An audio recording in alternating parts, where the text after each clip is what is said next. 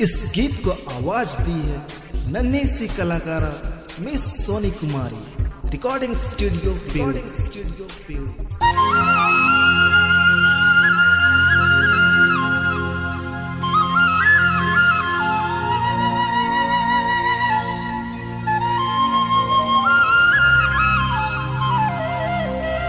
आप जो गाना सुन रहे हैं डीजे संदेश का है।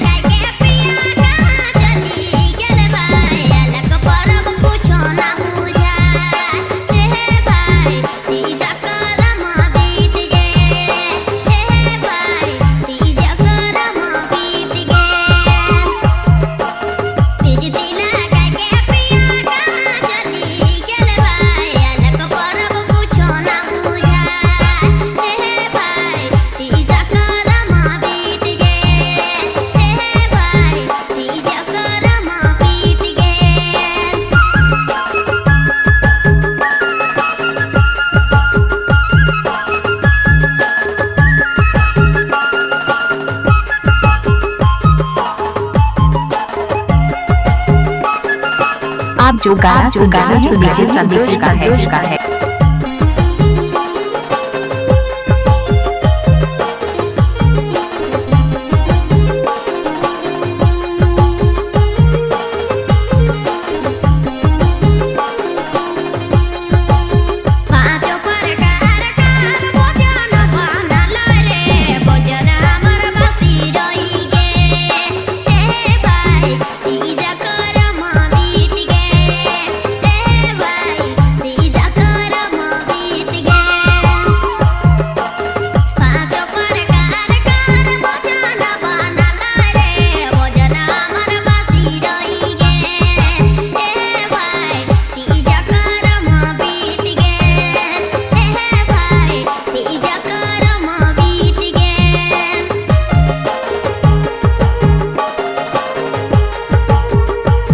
आप सुन रहे हैं डीजे संदेश की प्रस्तुति।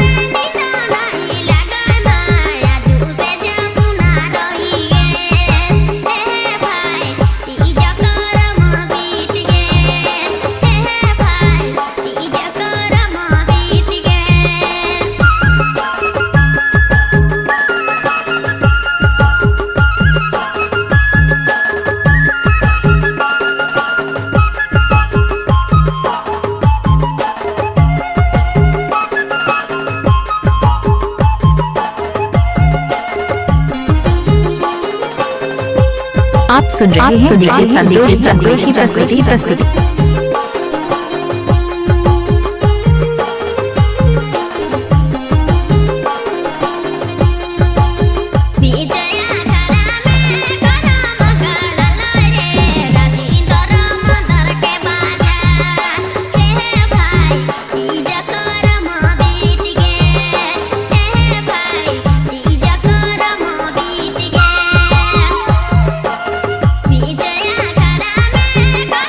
मगल